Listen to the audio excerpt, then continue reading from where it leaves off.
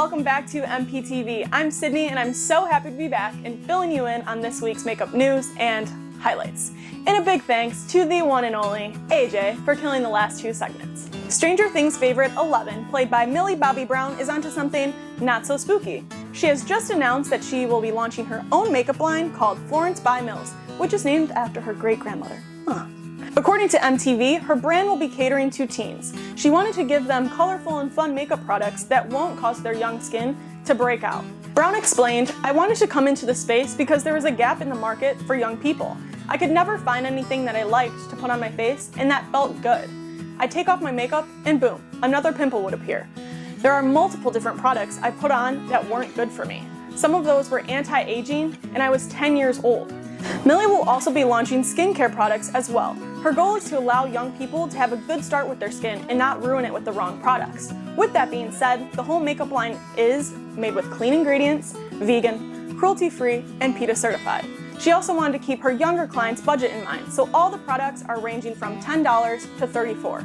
So far, the line includes under eye pads, facial mist, and skin tints. You'll be able to purchase these at Ulta, Boots, online, and maybe in the Upside Down. It's 2019 and we're finally moving past the concept that makeup is only for women. According to Stylecaster, UK makeup brand W7 Cosmetics is supporting that message with their latest campaign, Here Come the Boys. The campaign showcases 10 male-identified bloggers and makeup artists rocking a full face of makeup. Ruby Maid, who is only 14, said this campaign really means so much to me as a guy in makeup. A few years ago, when I started watching YouTube tutorials to learn makeup, seeing mainly females on the screen made me feel a bit weird about putting myself on camera.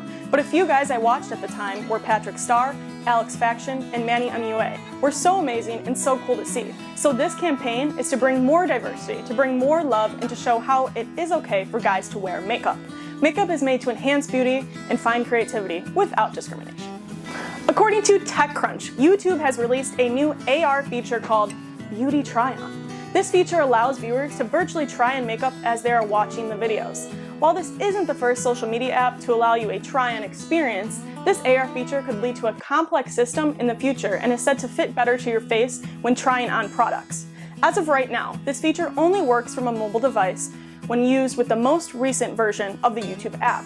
As you're watching the video, a button will appear that says Try It On, which will activate your front camera and split your screen to view the video and you trying on the product at the same time.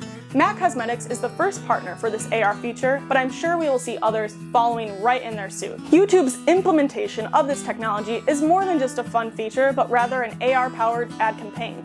This idea could become huge, an outbreak for makeup brands, considering last year, beauty-related content generated more than 169 billion views on YouTube.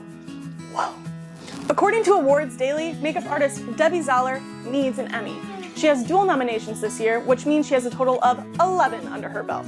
She has worked on Mad Men, Timeless, Kingdom, Twin Peaks, A Star is Born, The Hustle, and several films from the Hunger Game franchise. Zoller's work on Fosse and Verdant spanned 5 decades, where she transforms 2 major film stars into 2 theater legends. Something that cannot be looked over is how realistic and true to these icons Zoller and her team made the actors, which is why it was nominated in both the makeup design and prosthetics categories. But there is a fine line between wanting the audience to see the makeup, but only enough for them to think it's the real-life person they are portraying. Zoller explained, "There is a definite balance between. We are shooting this all out of sequence, so we had to make them younger. There were lifts under a lot of the wigs and pulling them tight so they appeared younger. As we were aging them, Michelle had 3 different neck size waddles, so those changed over time. At one point, Gwen also had a facelift, so we had to go back to the smaller waddle. At the end, she had a full silicone encapsulated neck piece on. There were eye bags and forehead pieces to create subtle changes with fine lines. We used a stretch and stipple technique that also ages. It's like a glue, almost where you stretch the skin, and when you release it, you put on the product. It gives the illusion of those fine lines. It's a brilliant product." Sam had more facial pieces. He had a nasal labia, upper and lower eye bags, a forehead piece, dental plumbers, which filled his face out, and I aged his beard. At age 60, he had more white and gray. To be included in a category where you have Game of Thrones, Star Trek, and all of these aliens, White Walkers, and the Night King is really fulfilling. To have an old age makeup not be over the top is really hard, and I think we achieved what we meant to achieve. The Goonies Sloth character makeup has been uncovered after 35 years. According to MentalFloss.com, a video clip was posted on Twitter by Eyes on Cinema. of John Matuszak's makeup test for Sloth from January 31st, 1984. The video shows the makeup artist applying the latex mask with the iconic prosthetic asymmetrical eyes. The mask allowed him to see through only one eye for the entirety of filming. Richard Donner said it took 5 hours for the makeup to be applied every day. He referred to the 6'7", 300-pound defensive end as a sweet, gentle lion. Donner explained that when we did the sequence in the water, when you first see the ship, I said to the kids, whatever you do, don't get John's makeup wet, because if you do, it's going to be ruined. Well, the kids did get John's makeup wet, but John wasn't mad at all.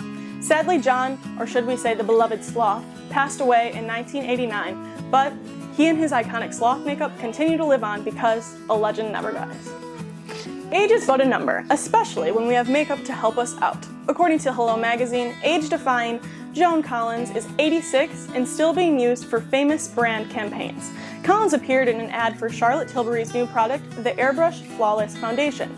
The product comes in 44 shades and includes multiple active skincare ingredients to reduce the appearance of wrinkles and keep the skin hydrated, which makes Joan the perfect model.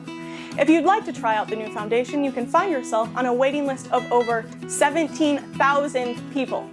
Collins said, "My love of makeup started at a very young age, and I would watch my mother and my aunts, who really were glamorous, apply their makeup. I always wanted to try it myself.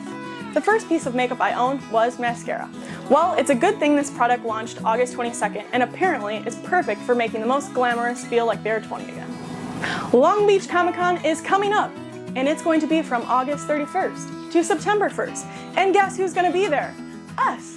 So make sure to stop by the Mel Products booth and check out our incredible products and just chat with us. Thank you so much for tuning into MPTV's segment of Makeup News and Highlights. Until next time, I'm Sydney, and as always, respect the craft.